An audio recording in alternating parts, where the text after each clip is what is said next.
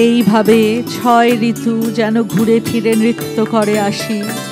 নব নব পাত্র ভরে ঢেলে দেয় তারা নব নব বর্ণময়ী মদিরার ধারা। বিচিত্র রূপে রঙে গন্ধে বর্ষে বর্ষে শূন্যে জলে স্থলে হয় 6 ঋতুর প্রকাশ। খেলে যায় রৌদ্র ছায়া, আবার বর্ষা আসে, আসে বসন্ত।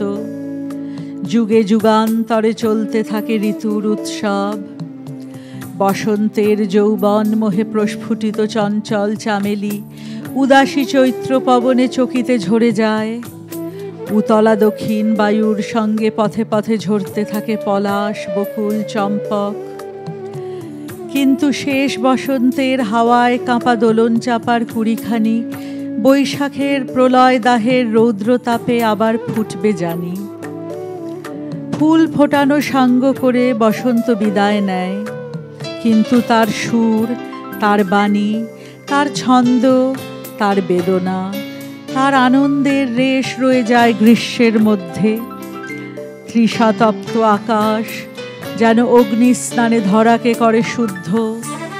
ধরিত্রী আবার প্রতীক্ষা শুরু করে শ্যামল ছায়ার। ঋতুর এই অনন্তর পরিক্রমা পৃথিবীকে করে সুন্দর, করে ধন্য।